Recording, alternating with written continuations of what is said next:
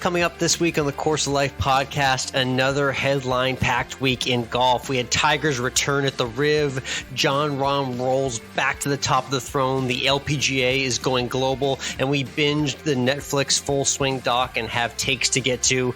Plus, we're tuned into a couple rom-coms and a British Bake-Off update from Mike. And this week's guest, we have country music star Mitch Rossell joining us. Really great interview I had at the PGA show floor. He's buddies with a guy named Garth Brooks, who we went on tour with. You may have heard of him. We get into his music and everything going on with his life and golf game as well. And it's some burger talk and a V-Day disaster when we always end with food. All of it brought to you by our friends at Desert Fox Golf.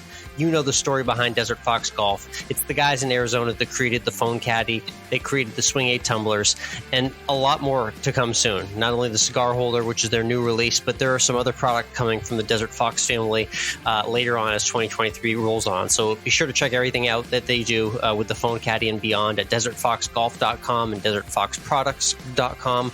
Our promo code's Course of Life, as always. Promo code Course of Life to save 10% off Desert Fox Golf.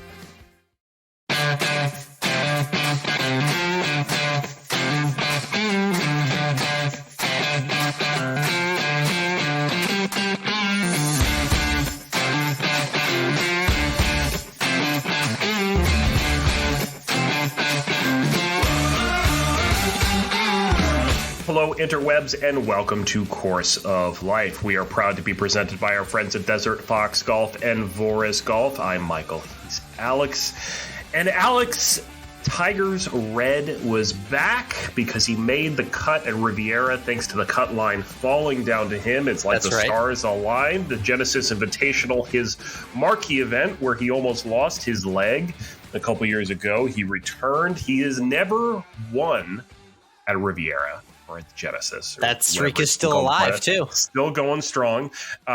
Pretty remarkable considering all the things he has achieved. He has never won here, which is where he also debuted as a PGA Tour pro all those years ago. I don't know if this was so much about maybe getting number 83 for him. I think it was just the idea of like getting that of vengeance on where this horrible near-death accident occurred. It's like kind of going back to the scene of the crime, being like, no, I'm going to redo this week. And things are going to be okay. So from that perspective, I guess it was nowhere near win number 83. But hell, Mike, he made the weekend at Riviera. It's pretty impressive overall. And the Saturday 67 was definitely the highlight. Yeah, I mean, Tiger played pretty well. I mean, he had some flashes there. He had some good rounds throughout the week. And of course, everyone, we talk about his post-round press conferences, and he seems much more relaxed on the course, and he's very aware of what he's capable of doing these days, though I think it's still interesting to see because he still certainly has the mindset, I think, that if he goes into a tournament, he's going into a tournament to win. But he also recognizes his body can't do it anymore, so he's only going to try to do the 4 majors a year, and that's the goal from now on. But I am just going to say, I'm sick and tired of this. We've known this for the last 6 months that this is what we're going to get out of him. You can't. It's Tiger Woods. I don't think he's ever going to win again. I've said it before. I'm going to keep saying I don't think he's ever going to win again. And I don't hate that take. And honestly, I think he's kind of slow playing us with just the 4 majors thing, because he's saying that at the Genesis Invitational. And there's still another month or two before the Masters here where I'm not counting out the idea of him coming and paying one last visit to Austin, Texas, Mike, here for the match play 2 weeks before the Masters. It's a tournament he came to once and got to the quarterfinals in. You don't have to play 18 holes each day because of the nature of match play. Could be a nice soft prep for Augusta. So, he's saying all these things about how he's only this guy and it's the 4 majors, but I don't know. I get the feeling he's going to try and peg it as much as possible if the leg allows. And there's maybe weeks where he says he's going to, and then by Wednesday he doesn't. I think that could happen more often than not, or Thursday, Friday withdrawals like we've seen to be somewhat of the norm for him in recent years.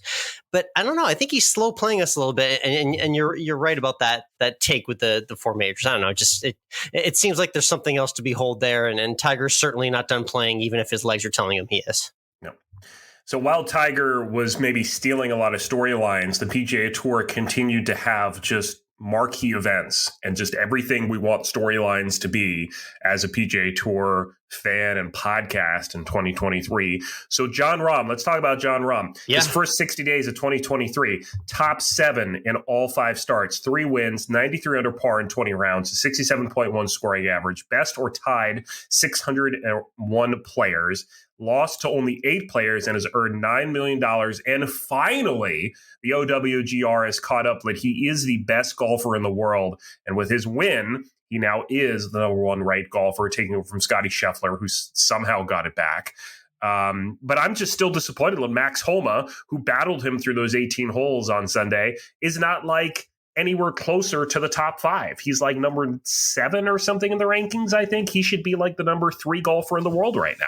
Maybe quite technically in terms of who's playing the hottest and the best in the last 90 days. Yeah, but that OWGR, it's just stretched out over such a long period of time. And that's why you're seeing the retread of that big 3 that I've been bringing up a lot in recent weeks. It's Rory, it's Rahm, it's Scheffler. Those guys are going to play hot potato with the number 1 ranking for seemingly the next 6, 9, 12 months, as has been the pattern in recent months. And I think those 3 guys have combined for somewhere close to, if not more than half of the PGA Tour event victories in like the last 12 months or so. So it's breaking through that threshold of one of those 3 guys for Max Homa if he's going to get there. But yeah, impressive to see Max Homa again on the leaderboard, giving Rahm a run. But Jon Rahm, too tough down the stretch, made the putts that he needed to on some tricky Riviera greens. And yeah, I mean, he's on top, but there's no way to really definitively say who's on top right now because all 3 of those guys I just mentioned are all humming pretty well right now. Yeah, it's gonna be a fun year with the 3 of them battling it out for sure. Great lead up in the spring. Think about Florida, match play, Masters to the majors. Like it's just having those pinnacle names all ready this time of year. Like that's what we all want. Yeah. My question. So I have a couple different questions that I'm going to ask after this week, and that is I'm going to sneeze. So I'm going to start that again, or I'm not going to sneeze. Oh, wow. Great sand save there. No sneezy there? Wow. No sneezy. Let's just keep going. We'll just keep this in the podcast so people will hear the naturality. Great up and down, by the way. Nice. All right. So the Masters. Let's go by the majors here. I've heard of it. Yep. Okay. Jon Rahm for the Masters? Or Rory or Scheffler? Well, I mean, Rory to complete the career Grand Slam. It just feels so fitting every year, but never comes to fruition. So why not Scotty Scheffler back-to-back at Augusta? Why not? How about Scheffler Masters? I'll roll. I'll get a step ahead of you here. Give me all 4. PGA, Jon Rahm. We'll slot that in. Okay. Yep. And then we heard this from Jim Nantz about a month or so ago. Max Homa, LA Kid, LA Country Club, I was going to say Open. US Open, Max Homa, I think is it's obviously a storyline we all want to see. And then Cam Smith comes back from the Live Tour and defends his title at the Open Championship. Ooh, against Rory again? Yeah, I think so, because you know how much Rory loves those Opens. There it is. I just predicted the 4 majors, so we're gonna pin that one down from mid-February right there, and we'll see what happens. I completely agree with what you just said, too. If I was like to pick any of those, I don't know if I pick Cam Smith to win the Open. I think that's just me being a live troll at the end of the day, Mike. That's what that is. Yeah, it really is. So who wins the FedEx Cup at the end of the season? Well, man, geez, if Cam Smith can just get into 1 or 2 more events, he'll have a chance, right? No, he will not. Let's see. Who early call probably be Scotty Scheffler there. Okay. Pick up FedEx. Yeah. Okay. All right, so that was the genesis. Let's talk about Full Swing. It dropped on Wednesday evening. The first episode actually dropped during the Super Bowl. The Netflix docuseries on golf. I'm going to share a hot take for a second. Exciting. I thought it was good, but at the same time, I was kind of You and I knew about 97, 98% of the information shared there. Yes, and I have to say, I was really annoyed that every single episode we shared, like, golf is unique. Let 120 guys tee it up on Thursday, and if they aren't in the top 64 by the end of the day on Friday, they don't get paid. It's like, okay, you could say that the first week or so because it's a new audience, but after that, just let it go. They said that more times than they said that par is the a desired score in a hole like that they said that more than that. And yeah. They're very obsessed with the cut line. Yes, they love that, the Friday trunk slam, as I like to affectionately call it. So that was interesting. Hot takes episode by episode, just rolling through. Obviously, episode 1 featured JT and Spieth. We know that buddy friendship. They called it frenemies. It's been a long time coming.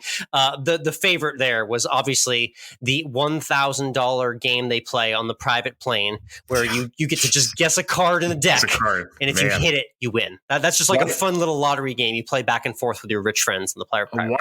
Why weren't we gifted with that kind of natural talent to be able to play $1,000 you know what? per Guess hand? What, Mike? Guess the card. I have a surprise for you. Next time you and I get together, I'm going to let you play that game once with me. How about that? For $1,000? One guess.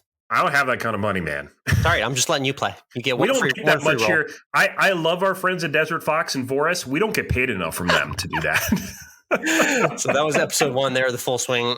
2, let's get into Brooks Koepka, who tries to act like he's this alpha male that just kind of shows up and just golf is whatever. I don't even know who won the Masters. Deep down, when the cameras are rolling and you see him behind the scenes, you see that he really, really does care about him, his performance, his image on the course, how he's playing. And it was absolutely eating him up as the cameras were rolling during a really tough time in his career. Well, I thought it was interesting that episode with Brooks and Scotty and the dichotomy they showed, and the one with Ian Poulter, where they also were showing Fitzpatrick to a certain extent and Scotty and some of the others. Yeah. This kind of dichotomy of players who were on the way out, whose game was starting to leave them, and the mental toughness you need to have to be able to care about your game, but be able to figure it out. And then how a guy like Scotty doesn't have a care of the world right now. He's playing great golf. Why? Well, he doesn't need to worry about anything. Everything's coming so naturally to him. And just how different it is, and how I think they didn't maybe get there all the way for me, but really showing how golf is all about finding that feeling. Professional golf. I will say, as from a documentary, well said, and from a documentary standpoint, that Brooks episode, I feel like gave us the best off-course, behind-the-scenes content of any of the episodes. We really got a very candid Brooks Koepka, and he said exactly what you just orated there very well, is that when you ask Scotty Scheffler right now what's going through his head on the course, the answer is nothing. Yeah. Nothing's going through his head right now on the course. He's just playing. He's just playing the game of golf, whereas Brooks has 7-8 swing thoughts going on at any different time. So that was very illuminating. You mentioned Ian Poulter, episode 3, the locker room meltdown and seeing Poulter pissed off. He had that very contemplative Friday lunch all by himself in the country club here in Austin, Texas, after he was eliminated from the match play and therefore the Masters. I know you just love seeing a good Ian Poulter beat down. I've seen a few of those before. So. It's the same thing with Brooks. It's unfortunate to see them kind of spiral. Especially Brooks had the best example of a spiral of this, like, I don't know what's happening. I don't know what's happening. Something is wrong. Ian Poulter is maybe in the different boat where he feels like he's better than he is. He recognizes he's getting older, but he still thinks he's better than he is. Very much in denial. Yes. Yeah. And wants to be paid accordingly. He said that multiple times in the episode, and you need to be paid accordingly. So he was by Liv. We all want to get paid more. The lighthearted moment of the Full Swing documentary definitely belonged to episode 4. A guy I got to see in person last fall here in Austin, Texas at the Tito Shorties Classic. I'm talking about Joel Damon and his caddy Gino, who are a great presence not only on social media, but just in the actual world of golf. And like Joel Damon said, Mike, hey, listen, someone's got to be the 70th best golfer in the world. It might as well be me, right? He's just that total carefree, living life type of guy you just want to grab a burger and a drink with. And he personifies just the coolness of the PGA Tour. He's Max Homa 6-7 years ago. That's a good prediction for Joel Damon, I guess. Good things are to come for him. Because Max Homa said that, where he decided he wanted to be the number 1 golfer in the world, and look what's happening. Joel Damon is that example of a guy who has such pure talent but doesn't care. Yeah, and you saw that, and Max Homa and Joel Damon have those drunken conversations where Homa's had way too many beers, and he corners Damon and grabs him by the shoulders and is like, dude, you could do this, right? Like, you totally could. And Joel's like, no. Do I really care to, though? I don't know. You know what though? I felt during that there were moments there where it was like, Joel doesn't seem to know. He doesn't seem to know whether he wants to be great or whether he really is happy where he is right now. And man, hey, Those checks for being 70th on the PGA Tour, they pay just fine, by the way. They're still pretty good. Yeah. So, yeah. And then you stopped at episode 5. But let's talk about Fitz at the U.S. Open and the behind the scenes of him and his family and that connection. Remember that storyline of him winning the U.S. Amateur in 2013 and going back to Brookline and having the win in 2022? That was amazing. We said it, but it was, if there's anyone of that young class who hasn't won before, who's kind of due and has the best edge, it was Fitzpatrick having won there. He still looks like he's 15. I mean, it's crazy. I know, yes. But that was really interesting to see that storyline of a guy who's so into the numbers as well and is looking at the metrics and how to improve that way versus just go and work out and hit the ball. So indeed, tracks every shot since he was 15 years old, including balls he hits at the range, Mike. Every ball he hits at the range, he tracks. Crazy. Nuts. Crazy. Nuts. Psycho. That was a little glimpse of full swing. I'll let you get to the rest of the series, Mike, and you can give me your thoughts on the rest of the series maybe next week. But overall, overarching thoughts, like you said at the top, is I enjoyed watching it. It is a good watch. It is very compelling content. We knew most of what we already saw. And I would say I would like about 10 to 15% more of that content off the course at home. I really did just want to see these guys in private more. I didn't need to relive holes 14 through 18 of 7 different PGA Tour events. Yeah. And I think it's tough to try to frame a season of golf in any way when you're following this many different players and there's so many different storylines. They were hopping back and forth in the timeline, right. So each episode was about the players, the specific players they were focusing on, and the timeline just moved slightly every episode because JT and Spieth's timeline mirrored the Brooks and Scotty timeline and Murray and Poulter's timeline, and then we slowly started moving forward throughout the season. So I don't know if I love the framing as a critic, but I don't think it's bad. I just don't know if I love it. I think it's here to stay. So I'd say let's get used to it, and we'll see what developments come for season 2 and beyond. So Yep. All right, let's talk about the ladies in golf because there was a couple different things going on. What do you got for me? Let's talk about the LET Tour real quick. Oh, nice. The ladies in the European Tour. Because it was a groundbreaking day out there at the LET Tour because Lydia Ko won the 2023 Aramco, and that gave her a record number of wins now. I'm forgetting the number. Well, I think she might be at her Hall of Fame number if she's not already there too. There's a certain number of points that players have to get to, and she's been sniffing around that for a while now. And it's just goes to show that her worldwide domination continues. I mean, she's won on every freaking continent there is. She's going to try her luck probably at Thailand or Singapore in the next couple of weeks here, see if she can do it there as well too. But not surprised to see her lift another trophy. So the world number 1 starts off the year with a win. Yep. And then, we got golf in Thailand. Which means prime time for us. We got a little Wednesday night start here, Thursday night golf, a little nighttime action for the U.S. watching audience. LPGA Tour team heading over there to get the season started. Obviously, we saw the season starter in Orlando a couple of weeks back where Brooke Henderson won. Now we take it over to Asia for a couple of weeks. So Thailand and Singapore on deck. And then the season starts really kicking into overdrive. And I'll be seeing them pretty soon here in Texas come April. So excited to follow the LPGA here in the coming months. The senior circuit as well saw the record 45 champion tour victories, which is set by Hale Irwin. Has now been matched by German efficiency Berhard Langer and his questionably anchored putter. Yes, he has always faced a little bit of backlash. He's keeping it away from his belly. Okay, he claims it's away. It's not being, anchored. That's what he claims. So I don't know. He's not getting called for it these days. But the Iron Man continues. I saw some snippets of this actually from Naples, Florida as well, too. They're playing over at Tiburon there. Of course, know pretty well. Right there at the Ritz-Carlton. So a very nice spot, and Berhard Langer gets it done again. Like I said, he is just fairways and greens. He was absolutely just beating the field to death down the stretch on Sunday. Very impressive win at the Chubb Classic. 45 wins on the senior circuit for Berhard Langer. Impressive stuff. He's going to take the record. We know it. He's only 65. Only 65.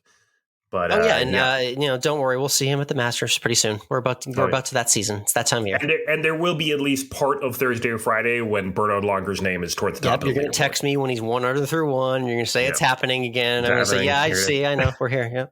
Yep. There you go. Let's look ahead to the Honda Classic at PGA National in the Palm Beach area. That's where the guys are headed. The Florida Swing starts down there. What do we think? What do we think? We're switching coasts here. West Coast to East Coast was the highlight of my Run Your Pool preview, Mike. You'll appreciate my articles up this week on runyourpool.com. We got the full preview for the Honda Classic. We've got a full review of the entire season of Full Swing. If you want to get more in depth of that, I put that article up. And I got a baseball betting preview, Mike. It's that time of the year. It is that time of the year. We're talking baseball already. So, Honda Classic preview is pretty straightforward, Mike. This is a grind of a course, and it's not a great field. I don't know if you took a look, but this is not a designated event. You can now quickly differentiate exactly which events are designated and which ones aren't by the quality of the field, which is headlined by Sung J M and Shane Lowry. That's all you need to know right there about the field this week at the Honda Classic. I mean, those aren't bad golfers. Yeah, they're fine in their own right. Just not necessarily the two top betting favorites you would look to put in a PGA Tour event, but nonetheless, that's where they sit.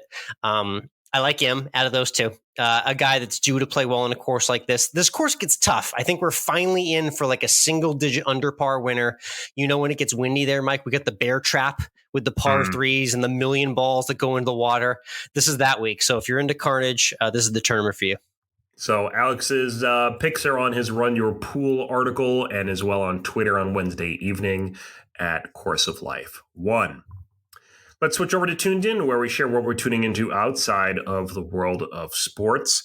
Alex, there's a new British Bake Off series that's out there. That means you're here for the update. Tell everyone about it. So there's Bake Off The Professionals. Okay. Where they're actually taking professional pastry chefs and putting them not under the tent. They're actually in a kitchen. This is speaking to you very deeply as a pastry chef yourself. They're giving the. Well, I'm not a pastry chef. Oh, yeah, you are. I'm calling you. I'm an artisan bread baker. There he is. There it is. So they're giving them very complex and difficult challenges and not nearly enough time.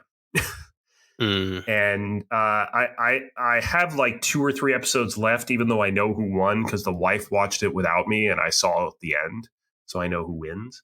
But it's very interesting to watch every week because it's so intricate what they're doing. And with not enough time, Mike, are they coming up with other perverse methods to cook things faster than they need to be cooked, or what? Well, no, there's it's not really things maybe not cooking right. It's things not setting because they're doing a lot of mousses and jellies and things that don't set in time. And then they're making these massive showpieces let collapse. Oh no, we've got falling buildings. Lots of things fall. Lots of things collapse in this show. Let's put it that way. That's fun. And it is out there on Netflix. So you can watch it. Bake Off's Professionals. We're actually watching like the 2021 season. So there's several more seasons to come here already. Good stuff. I was tuned into a couple of rom-coms this past week, actually recent releases. Comparing the two, I guess. Your Place or Mine, Mike, Ashton Kutcher, Reese Witherspoon.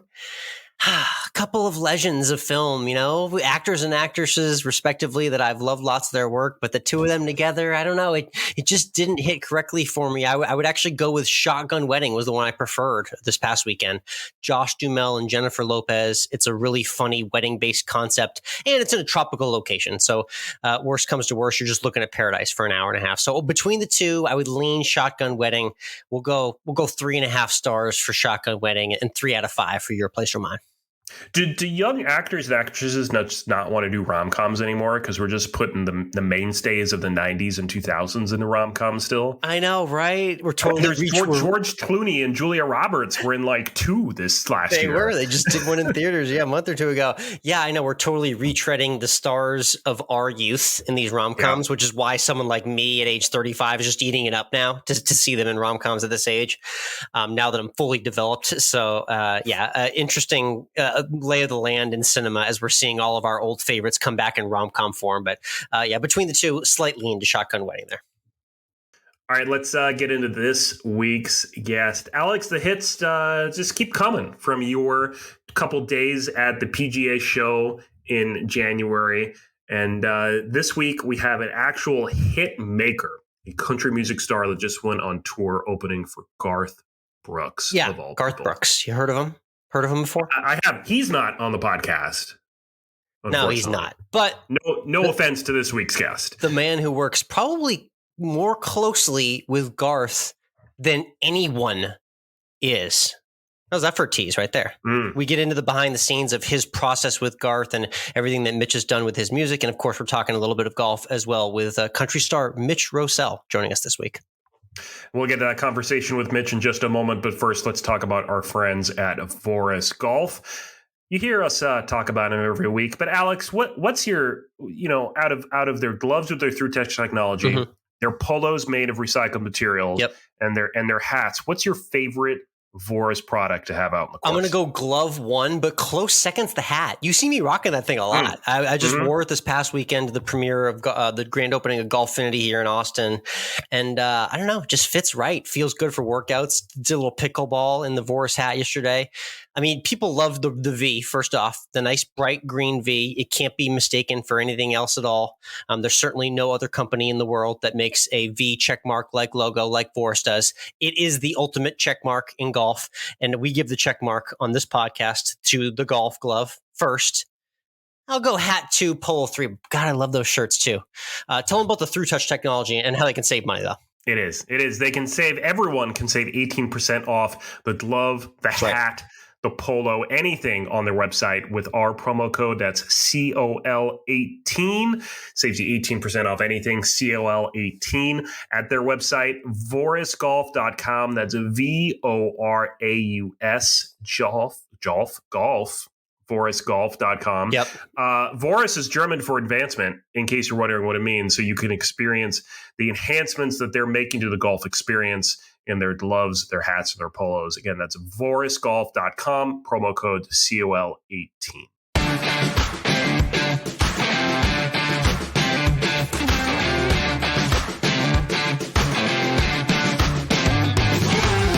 All right, we're live from the PGA show floor. Alex of the Course Life podcast. Excited to have our next guest joining us.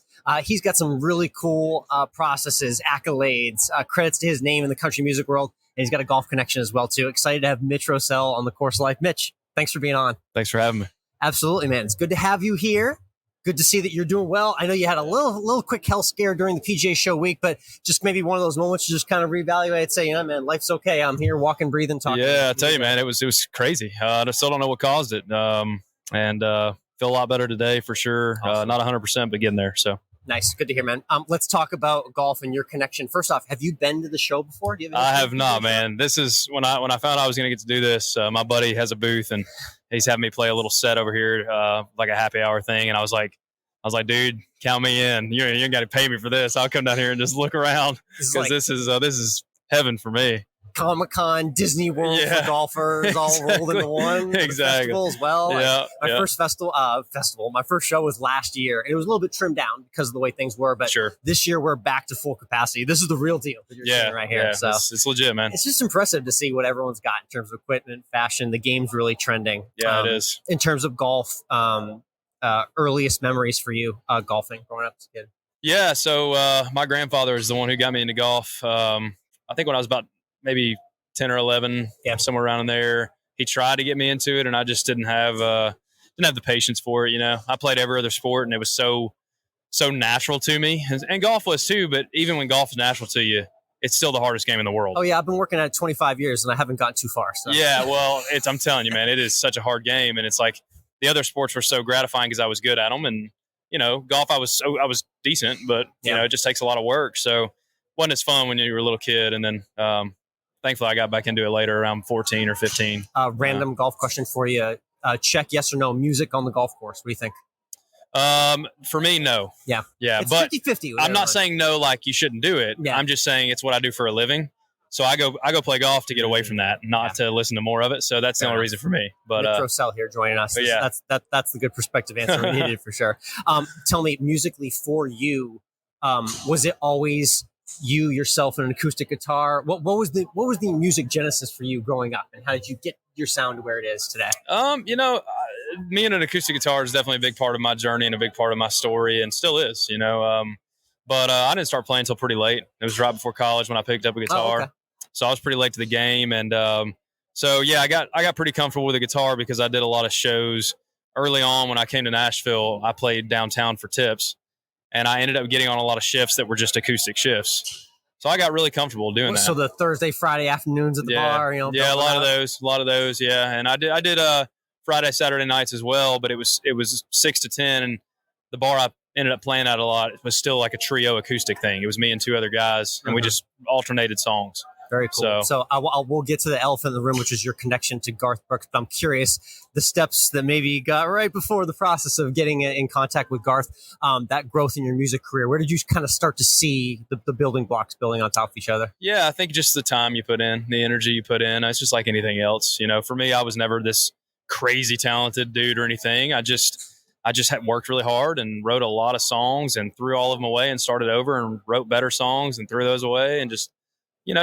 worked on the process, kind of like the game of golf. If you want to be good, you have to put in the time, and you have to really dedicate yourself to becoming proficient at it. And so that's what I tried to do.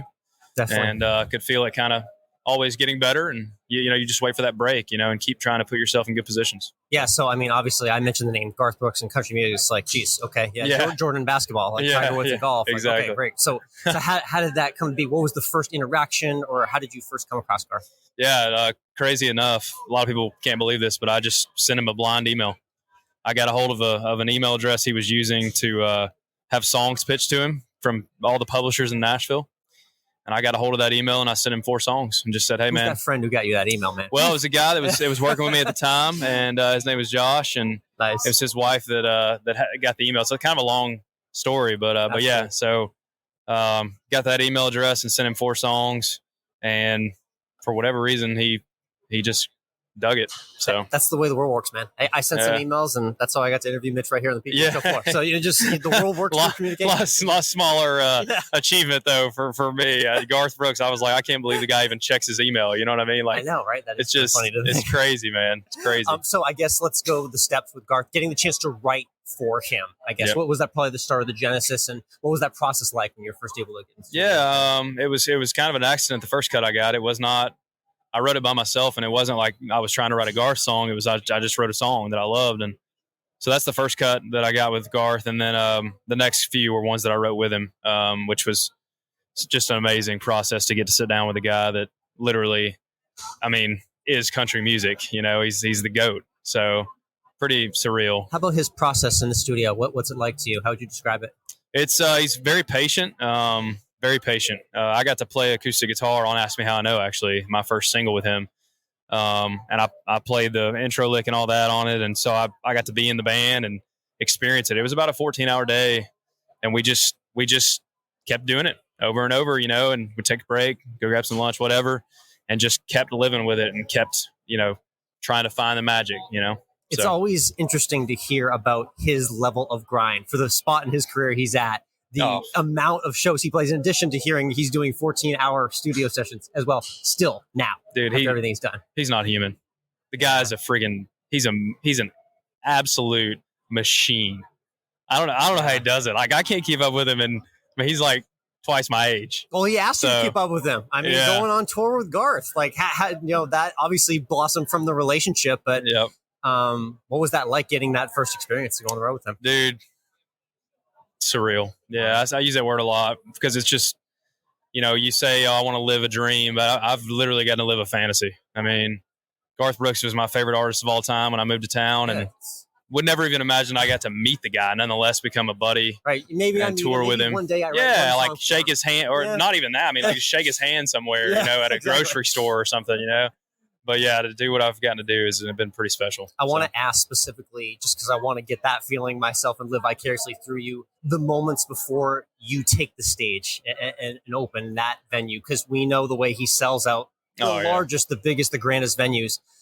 Take us through what's going through your brain, the 5-10 seconds right before lights come on, your show starts. Yeah, just you're obviously a little anxious, and you're excited and a little nervous and all that. But I honestly, I try to think about why I shouldn't be, which is just keeping it in perspective. As amazing and as incredible as it is, the real things that matter are, I'm healthy, my family's healthy, we're blessed, all those things. That's what keeps you kind of, for me at least, keeps me from getting too amped and too, where I can't go out there and just be myself, because that's the best advice he ever gave me. Just go out there and be yourself. And that's how I think people relate to you and connect to you. Just talk to them. And if you're a nervous wreck and you're too amped up, it's hard to slow down and just take in the moment. So that's really what I think about. It is. It's that deep breath in. And I've actually started to learn to do that, like on important, like tee shots that matter to me on the golf course. As lame as that sounds. No, I do the same thing. Center and just bring it all back in. Absolutely.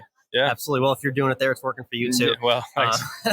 Let's talk about the process of writing, because when I started researching to interview you, there's a lot of background on your writing specific to your process. I'm curious, does that happen a lot while you're on the road, or do you keep that separate? Shows on the road versus writing time in the studio? It's kind of unpredictable as far as like ideas for songs and stuff. I mean, I could be talking to you and you could say something and I'll go, man, that'd be a cool song. You just never know when it's going to hit, or you might think of something or see something.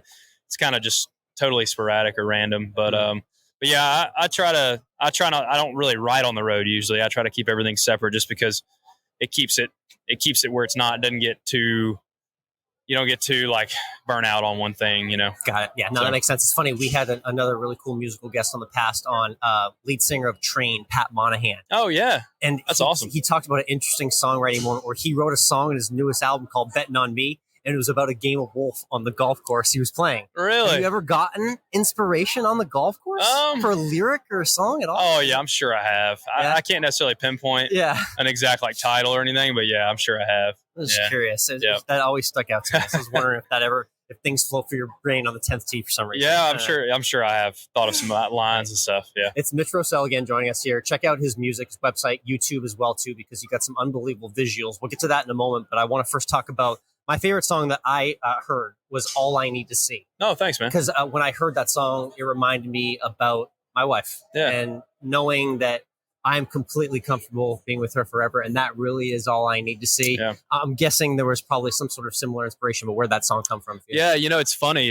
That song, it was written about 2 months into dating my wife. And I didn't even know her I didn't even know her that well yet. I wasn't saying, oh, I'm going to marry this girl yet. I mean, I thought it was a possibility, but as a songwriter, you're just really inspired when you're, we have a joke in town. If one of our buddies is, getting a new relationship or going through a divorce or whatever, it's like, hey man, you got time to write, because they're going to be ready, primed with some good ideas. Yeah. They're all, and so I was in that mode and I just sat down one night by myself and wrote that song. And, I tell people it's one of my favorites, number one, because it's really done so well. And it was like my first single, but the main reason is because it was like prophecy. Like it became my life with my wife, and I didn't have any of those experiences yet. Right. But it's like we've lived those things now, and it's really cool for me. Really call by you on that. You just felt that in your bones. Yeah. I guess so. Yeah. Yeah, exactly. Yeah. And let's get to what just came out as well too. You just had a really cool release and a really emotional video behind the song Sun. I had to watch the video a couple times before I actually really listened to the song and heard the lyrics, because the video just struck me so much visually. But obviously that's telling the story of your father and finding your dad again. What was that process like creating that? I'm sure that it was very therapeutic in some aspects. It was, right? Yeah. It was painful in a lot of ways, and it was very therapeutic in a lot of ways. I think I'd kind of just buried a lot of that stuff because it is painful. And when I had my first son, it just it's a love that's just undefinable. It's just so deep, and I think it allowed me to kind of talk about a lot of those things that happened to me when I was a kid with my dad and him passing. And so it's just really a special song for me. It's my most personal and favorite song I've ever written, for sure. Very intimidating to put it out because it's so exposing. It's vulnerable. And it's very vulnerable, and talks about how I lost my dad and what happened and how close we were and all those things. So, really, really proud of it though. But the great part and the positive spin on this is the awesome side by sides you do of seeing the activities you do with your dad and now you do with your son. It's that full circle moment in life. Right? Oh yeah, man. It really is. It's been really special for me just to even see those things, because I didn't realize it until I went back and watched a lot of those home videos. They look identical too. Oh, yeah. Oh, you guys look just like each other. Yeah. Yeah, pretty cool, man. Pretty cool. Mitch Rossell again joining us. Be sure to check out MitchRossell.com, Mitch_Rossell on Instagram is where we'll follow him. Let's get to another really cool moment from your career, because every country music singer has the Opry as a landmark venue for sure. Your debut there on hallowed ground in country music. What was that experience like for you? Surreal. Again, surreal. Yeah. I mean, it would have been surreal even without the introduction that I got. I'm sure you saw that. But the Opry is a very special place. There's an energy in there. You know, I'm a big country music fan. I mean, I know the history of country music, and I appreciate it. Country music to know the history of the Opry. Yeah, exactly. Yeah, and so I'm very, very sensitive to everything in that building, and it's unbelievable walking through the halls and just seeing all the pictures and the history in this room, and obviously the circle is insane. I mean, I've had chances to step in it before, but I didn't want to until I was actually going to play. Yeah. And so that was pretty special. And then to have, I was standing side stage about to be announced, and I was already, emotional and just trying to kind of control myself. And then they announced Garth. He surprised me and came out and introduced me. And I almost completely lost it. I knew that if I lost it, I would never recover. Yeah. And so I was like, there's video of me. The guy that lost it, of course. Oh, there's video of me, and I'm just like in my head, I'm going, okay, breathe. And I'm just like wiping my face, and I'm like, oh God, please do not. If it starts, I'll never be able to get out a word. You know what I mean? Like it would just be, it would be over. So yeah. Very cool. I want to hear a little bit about, golf scene in Nashville as well too. I know I see a lot of different country artists that play there in the area, but what's it like for you? Do you get out a lot in that area? Yeah, as much as I can. It's kind of sporadic, If I'm on the road, with what I do, it's like, man, there can just be gauntlets of weeks where you don't even get to breathe. And there's a week maybe where you only have a couple days that you're really busy. So you play 3 days that week, and then the next week you don't play at all or whatever. So I try to get out as much as I can. It's my only hobby really. And when you have 3 kids and a career that I have, you can only have one hobby, probably. Barely can have that. But yeah, it's anytime I get time and the weather's decent, I get out there.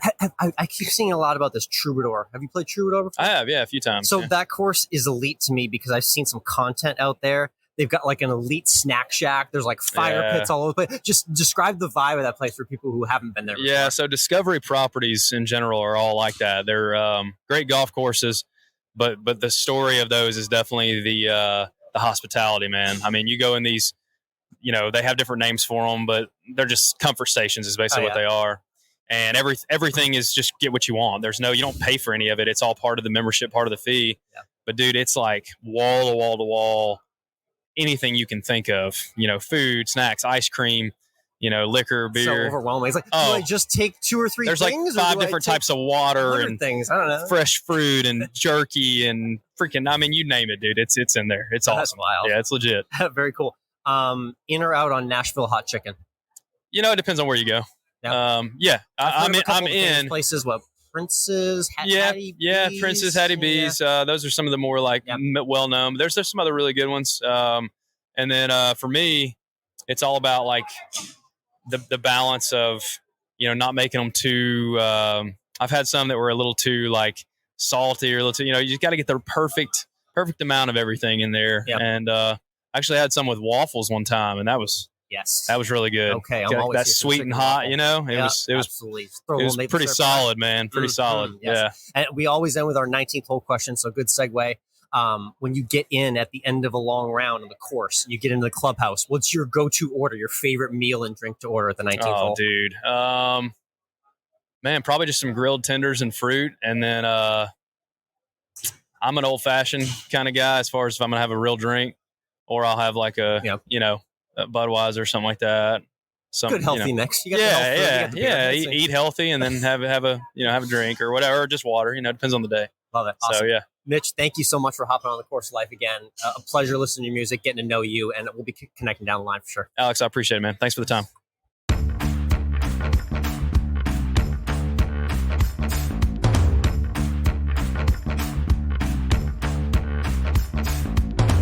And we're back. Great chat there with Mitch. Great to hear him sharing those feelings about what it's like to hit the stage, especially Really cool, Garth Brooks. That's just crazy. And he's got that new single and video out for his song "Son." Great to see that connection that you're making with family. Makes me think too. I just lost a couple family members in the last couple of years, and the connections that we have with them. And for me, a lot of it is golf too. So it's how we connect with them in whatever we're doing, and how we stay connect with them and remember them. Definitely. And think about those earliest memories of your parents and grandparents introducing you to the game. Those are the memories that we hang by for our entire life. Those are our formative memories of the relationships we have with our family members. And it's cool hearing Mitch talk about that relationship with his dad and grandparents. And a lot more is coming where that creative mind came from. It's really going to be cool to follow Mitch in his career here. Obviously, he's going to be in store for much bigger and better things. But check out Mitch on YouTube if you're not already listening to his music. He's a great follow, and we'll have a chance to catch up with him again down the road for sure. Yep. And if you want to watch that interview that Alex did, you can see it on our YouTube channel. The link is in the description of this podcast episode, so you can see it there. You can watch the episodes there too, though you won't see our faces. But you can listen to the episode. Yeah, I think the people watching will be mostly female country music fans of this week's video. That's going to be my guess. I'm going to say there's not going to be too many people watching my face. That's just a random guess, though. Okay. But you can also follow us on Instagram. Yep. COL Podcast is the official IG. Course of Life Alex is Alex. I'm MWRINC. We're on Twitter. Alex is Course of Life 1, and I'm at MWRINC. Yes, you are. Make sure you give us a follow, subscribe to the podcast app you're using, and give us a rating, a couple stars, some thumbs up, whatever. I'll take what I can get. Love it. What's on your mind? I heard you were consuming an XFL product this past weekend. Is that right? I was consuming the ESPN posts about the XFL. Yes. And every time it came up on my feed, the biggest sporting event ever, they'll have you believe. I swear to God, I was like, I don't give a shit. Yeah, ABC, ESPN, ESPN2, and FX apparently, Mike, running some promo and games for the XFL, which launched this past weekend. I watched the whole thing with The Rock and Danny Garcia. They got me all inspired, and I ended up watching about 10 or 15 minutes the entire weekend at a bar. I didn't see really too much, but yes, the XFL is officially underway. I can tell that you were just annoyed by the promo, so I take it you weren't watching much game action this past weekend. No, I was not watching any of the XFL. You didn't miss a lot. It's falling in line with a lot of the other second-tier football leagues that we've seen in recent years, and we've run through them on the history of this podcast as well. We've run through the AFL, we've run through the USFL, we ran through the first XFL, and we're on the third one now. There's not a lot of scoring, so that's something they're going to need to change very soon. Because we need a lot more touchdowns to keep the general population entertained. So we'll see how desperate the fan base is by early ratings. But yes, the XFL is officially back on our TV screens. Let's just real quick give a shout out to our Quinnipiac University Bobcats. The men's ice hockey teams clinched the Cleary Cup. It's best record in the regular season in the ECAC with our win over Brown. For some dumb reason, the USCHO rankings put us in second, even though we got the same number of first place votes as Minnesota. They hate us. That's a conspiracy. But because in total points, we got 3 total points less than Minnesota. I was going to put my tinfoil hat on and yell bias and start, posting conspiracy theories. We were the number 1 team last week, but now we're the number 2 team, even though we swept the weekend. I mean, everyone out there knows, regardless of what school you know or represent, this is that time for winter sports teams. These next 3, 4, or 5 weeks right here, like this is everything. So if you're in on college basketball or hockey, it's the time for your school to make it happen. It is. It is indeed. But for now, let's hashtag AlwaysEndWithFood. Yes, our food segment to end every Course of Life podcast. Check out AlwaysEndWithFood on Instagram for more of our food postings. We'll start with our Valentine's plans. Mine was a day after the fact. We went to the Cheesecake Factory, Mike, and I'd been doing pretty healthy, low carb stuff. But I had an interview at the PGA show that got me inspired to mix more carbs in my life. And I've been dying to have a nice, big, juicy cheeseburger. And I got one at the Cheesecake Factory. So I had the loaded mac and cheese cheeseburger, stuffed in there with all the fixings, plus a couple of fried mac and cheese balls.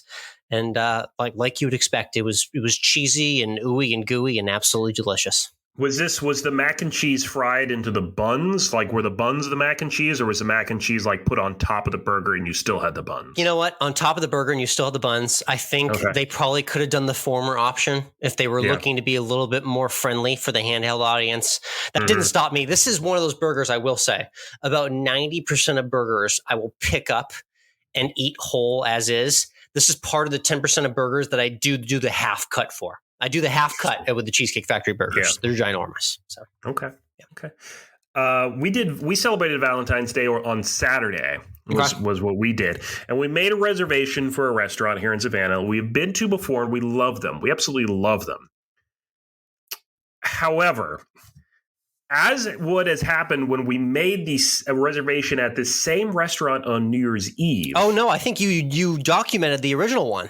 Yeah, at least half the kitchen staff came down with COVID-like symptoms, and they shut it down. Okay. Rightfully so, protecting everyone in the kitchen and those not in the kitchen by just shutting it down.